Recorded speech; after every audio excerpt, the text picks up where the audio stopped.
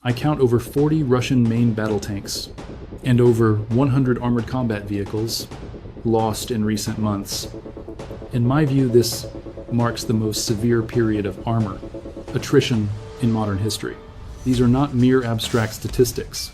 They expose repeated failed maneuvers, trying to force rapid tactical breakthroughs using mast-heavy combat columns.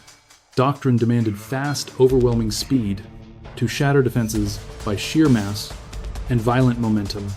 Instead, I saw these advances collapse into brief, devastating kill zones where entire units were pinned, fragmented, and destroyed before ever reaching their objectives.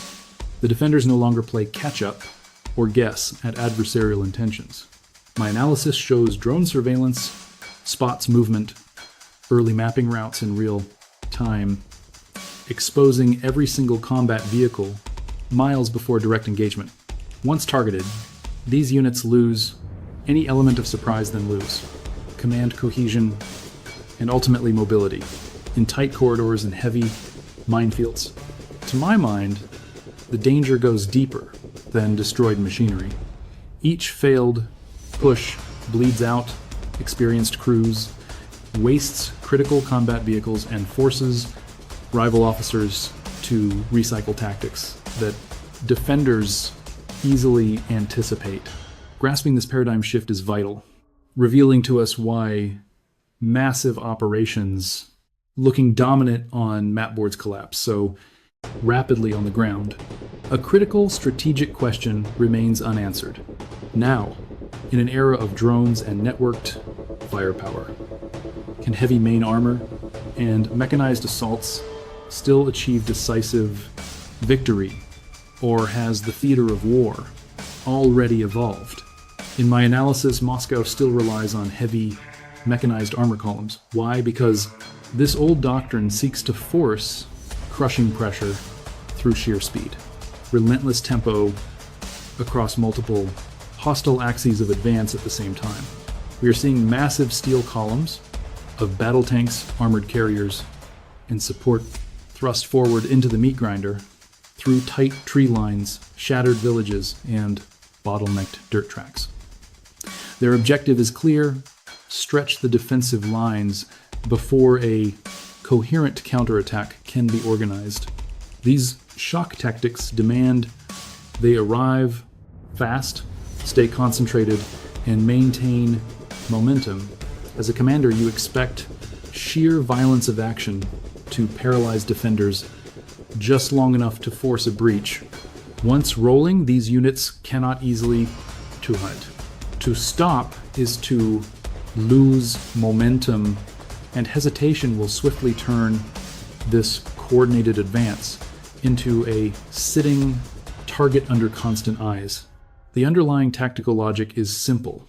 Armor must advance, absorb hits, and deliver infantry directly into the fight, supported by heavy suppression fire from the rear. But on today's battlefield, I see how this classic doctrine is failing in an era of total transparency, monitored by endless drones. These heavy formations are bound to completely predictable avenues of approach, dictated by terrain and roads, restricting any real freedom of maneuver long before the first shot. Woodlands bottle them into choke points, urban ruins, force, agonizingly slow turns, while destroyed bridges and roads eliminate any bypass options that heavy tracked vehicles require.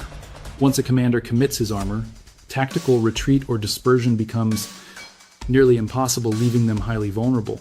Units pack tight to maintain momentum and preserve cohesion. In theory, this density shields the column, but it only concentrates risk. In highly hostile environments where battle space visibility is dictated by our adversary, as we advance, the entire focus remains on forward momentum instead of tactical adaptation. Our doctrine assumes that raw pressure alone breaks resistance. We pack infantry close behind the armor, ready for rapid dismounted combat to secure objectives while support and engineering assets trail behind. This layout looks devastating on paper, but survival hinges on strict timing. seamless coordination, and continuous movement to succeed. Disrupt those variables and the formation will not fail gradually, but instead collapses in distinct, visible stagas. First, momentum drops at terrain obstacles and rough terrain, then gaps close as rear units bunch up trying to find cover and alignment. At this stage, the column is far easier to track, predictable, and incredibly difficult to maneuver. Despite taking massive losses in previous assaults, we run this model because other tactical options are limited, and maintaining pressure is a strategic necessity. As commanders, we must test defenses, pin Ukrainian units in place, and search for weak points along this massive front line. Small probes alone cannot achieve this, so we deploy mass mechanized units even when we fully calculate the risks. On the ground, we order crews forward into hostile terrain where eye-level visibility is blind but crystal clear from the air. Armor advances on the fatal assumption that speed will somehow offset their exposure, but velocity also slashes reaction time when conditions shift. Once kinetic contact begins, there is little room to adapt formations or scatter, as the local terrain has already paralyzed their options. This is why these mechanized assaults fail to achieve any decisive victory, even when they inflict casualties or force temporary retreat. They generate chaos, violence, and maneuver, but they rarely alter the strategic theater in any lasting way. Instead, they expose how legacy military doctrines of armored warfare are failing to survive inside a contested battle space, ruled by persistent overhead surveillance and instantaneous precision strike. Ukraine has revolutionized the opening phase of these engagements by deploying drone networks to detect and track enemy movements long before contact, seizing tactical control of tempo directly from advancing armor. The instant hostile columns begin to roll. Airborne reconnaissance establishes a broad view of the sector that ground commanders simply cannot match, because drones hover far above forests, settlements, and terrain features that blind direct observers from tracking them. These assets do not rush their strikes, as their initial mandate is monitoring transit routes, identifying movement patterns, and marking paths. Heavy armor is bottlenecked into during their advance, as these columns push through forests and approach settlements.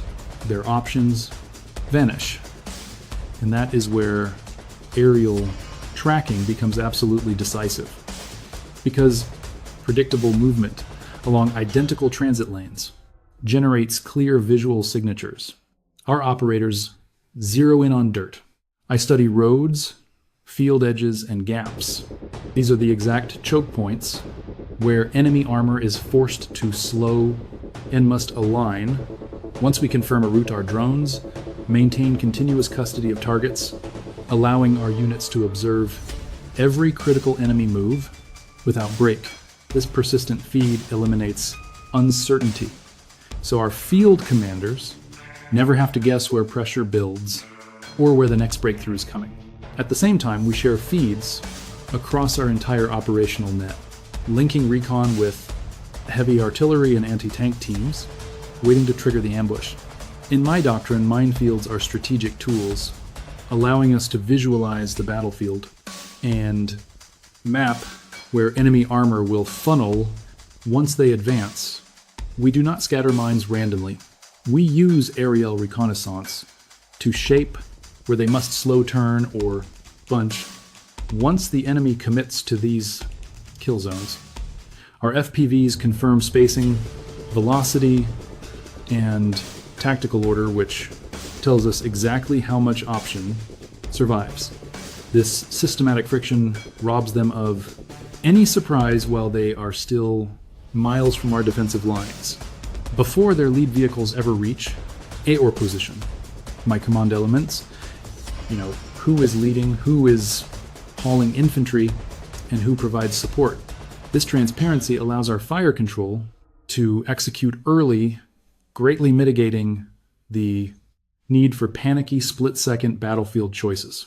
The enemy columns face a nightmare, where every single movement is watched, yet breaking out of our trap is impossible. Retreating risks a fatal bottleneck. Dispersing strips away their armored shield, while stalling invites immediate destruction. Constant hostile aérial, surveillance, force vulnerable mechanized crews to assume they are targeted even if no shell hides. In our doctrine, when momentum dies, initiative swings to the defenders, because the invading units must react to a theater they no longer dictate. Real-time drone feeds completely eliminate deception.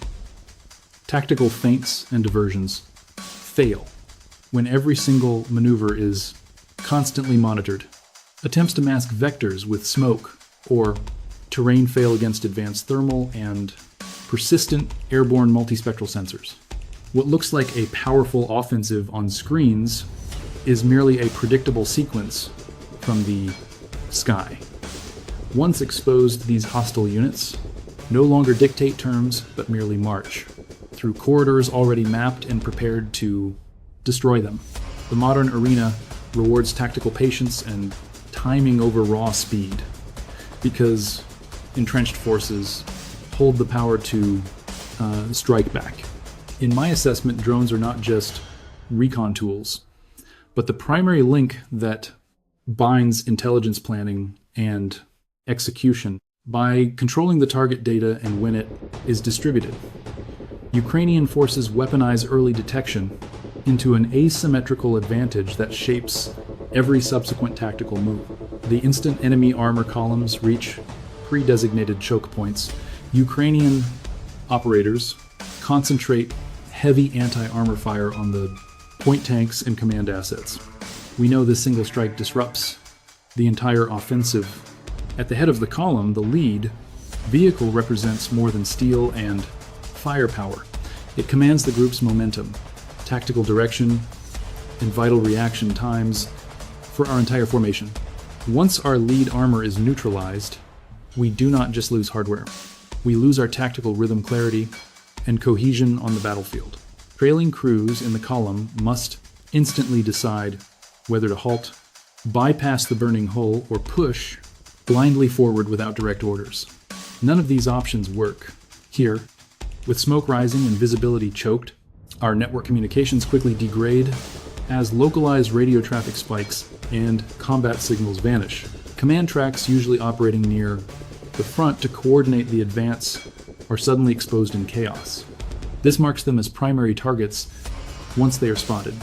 If our command platforms burn, all operational coordination shatters because orders stop flowing and decentralized initiative breaks down completely. Drivers freeze. Gunners wait for commands that will never arrive, while infantry and vehicles delay dismounting because their forward picture is blank. This friction ripples backward through our column, compressing critical spacing as crews bunch up for mutual defense. In this state, even operational units lose their combat edge because armor relies on coordinated maneuver, not desperate isolated actions. Neutralizing that lead point asset also strips away our primary defensive buffer that absorbs initial contact, exposing trailing units to face direct fires they cannot counter. Operators must fight immediate threats while navigating around the wreckage of the destroyed point vehicle ahead. Flanking the path risks mines or mud, while reversing risks collisions and more. Gridlock. In this trap, Ukrainian defenders do not need to rush follow-up strikes because time becomes a force multiplier once momentum is shattered. The infantry tasked with supporting this advance stays buttoned up inside longer than planned. Dismounting into an unsecured kill zone carries its own hazards. This stalls efforts to clear the two fields and open terrain around the city, where this combat unfolds. Meanwhile, that burning lead vehicle becomes a perfect aiming point, proving that the entire armored column is completely pinned down. Once fixed, their formation becomes predictable as tactical options shrink rapidly. Trying to restore order by sending recovery vehicles forward fails because these backup elements must traverse the exact same approach and face identical threats. When reinforcements do arrive, they simply inherit the chaos instead of solving it. The lack of a clear command node forces junior officers to act on their own, causing uneven decisions down the line. Some crews try to press forward, others freeze, and some attempt retreat, spurring contradictory maneuvers that deepen the bottleneck. Once the point armor is crippled and the column gridlocks Ukrainian FPV, drones lock the trapped armor in place while relaying exact coordinates to heavy artillery. High explosive shells rain on the trapped corridor, in sequence stacking wreckage upon the barrier, leaving surviving crews with zero room to maneuver. Within minutes, the column stalls, losing tactical cohesion, turning into a static line of targets under fire. Mined choke points and narrow corridors to become the ultimate friction points once a mechanized column loses momentum, because minor disruptions quickly turn into permanent paralysis. As hostile armor pushes forward into fields seeded with mines, that first blast rarely destroys the entire formation, but it alters the tactical geometry in seconds. A crippled main battle tank halts at an angle blocking the only lane, instantly trapping the remaining vehicles. Behind it, in a tight corridor with no safe bypass. Heavy armor cannot easily leave these lanes because the off-road ground is soft, uneven, or heavily mined, and veering off route risks, creating more losses rather than solving the problem. Once that lead wreck is stuck, the column fractures immediately because rear units are forced to halt, while leading elements are already disabled and burning. Crews struggle to assess the threat through narrow optics, but heavy smoke and dust blind them, slowing critical decisions. Engineers and recovery vehicles are too far back to react quickly, and moving them forward under fire is tactically suicidal. As minutes pass, spacing collapses, as trailing armor closes the gaps to avoid exposure, compressing the entire formation further. What was once a fast-moving assault becomes a dense cluster of machines blocking each other's fire lanes in a dead zone. By this phase, the column ceases maneuvering, it merely waits. In our doctrine, idling under constant observation is lethal. Death. Ukrainian commanders exploit this transition immediately. Stationed armor offers predictable, fixed, highly vulnerable coordinate sets, perfect for high-precision strike assets. Artillery units receive locked fire coordinates rather than calculating moving vectors, drastically increasing first-round hit probability. Meanwhile, FPV drone operators take their time mapping optimal ingress vectors and identifying weak armor joints on stationary targets. This converts the advancing force from a dynamic threat into a static target. Every direct hit compounds the bottleneck, as destroyed assets form an impassable physical barrier. Gridlock, secondary cook-offs of onboard ammunition, and fuel accelerate the panic, showering the narrow corridor with firestorm. Surviving crewmen face a critical dilemma. Remaining inside means waiting for inevitable destruction. In the end, many choose to abandon their heavy armor and flee into tree lines, with every minute of immobility options for recovery and survival evaporate. Attempts to push crippled hulls aside to open the lane, inevitably fail, as heavy damaged vehicles cannot be towed under active fire. Reversing is equally dangerous, given constricted space and poor visibility, causing catastrophic multi-vehicle collisions. As command structures rapidly erode, individual crews begin acting independently, instantly shattering all tactical cohesion in the column. Collapse. Desperate crews attempt reversing blindly. I watch crews kill engines to drop signatures, while others retreat blindly, without orders. This disjointed battlefield movement only simplifies target acquisition for Ukrainian defenders. Patterns always emerge in chaos.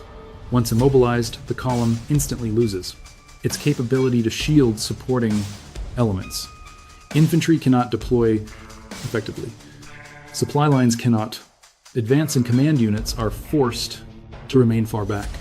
The entire offensive stalls, not because of one weapon, but because their tactics trap the formation in a position they cannot escape. That is when coordinated Ukrainian firepower becomes absolutely lethal. Heavy artillery hammers the center of on the pocket while drones strike vehicles on the perimeter to prevent escape. The result is a layered strike, compounding damage over time, rather than relying on one decisive blow. Every destroyed vehicle degrades combat power, yet their tactical options do not improve for the attacker. This imbalance defines the failure of the assault as the cost continues to spike while the objective remains entirely unreachable. Minefields and choke points do not win battles alone. Instead, they shape conditions where precision fire decides the outcome. Once mechanized forces are pinned in, place strength becomes a liability instead of an asset. Right then, and the battlefield no longer rewards mass or speed, but punishes any formation unable to maneuver. FPV drones and coordinated counterattacks execute the final phase. We dissect these engagements. Once hostile formations disintegrate and tactical escape becomes as hazardous as advancing. Once immobilized, armored columns attempt withdrawal or reposition agile hunter-killer drones deploy into missions far beyond simple reconnaissance. They actively hunt down any combat vehicle showing signs of mobility. These FPV platforms strike low from unexpected angles, targeting vulnerable engine bays, open hatches and rear compartments where armor is most vulnerable. One precision strike is enough to disable any vehicle that would normally survive heavy artillery. Destructive hits to propulsion or escape hatches instantly end any hope of combat recovery. As armor is systematically picked off, retreat routes shrink, and remaining crews face extreme tactical panic with every casualty. A persistent drone presence forces constant maneuver choices. Yet every single relocation attempt only exposes fatal weaknesses.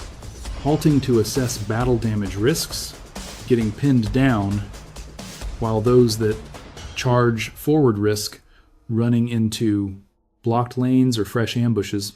Simultaneously, drone-guided heavy artillery fire acts as a force multiplier because it shapes the sectors where drones operate. We adjust coordinates in real time to block escape routes, disrupting enemy coordination and keeping reinforcements from joining the battle. This tactical integration of indirect fire and drones ensures hostile units cannot reorganize after our initial strikes. With retreat vectors cut off, friendly infantry begins advancing. Now we push into active combat. Western armored assets like the Bradley fighting vehicles deploy to the sector. I never use them for breakthroughs, but for calculated tactical support. Precisely, we task them to suppress enemy, pockets lock down key intersections, and shield our advancing infantry, securing the newly taken line. My armor crews move cautiously, leapfrogging between safe defile positions rather than risking reckless charges. The goal is area dominance, not speed. Our heavy machine gun fire suppresses fortified buildings, dense tree lines, and any suspected threat vector targeting our troops. This integration is deeply synchronized with our live drone feeds guiding every step and stripping away battlefield confusion completely. I rely on these eyes to dictate exactly when we push our advance forward and when we halt, avoiding hidden ambushes. In this grinding war, we value these modern armor systems for their deadly accuracy, not sheer numbers. They offer relentless fire support, heavily protected transport for troops, and prove to the enemy that we own the field.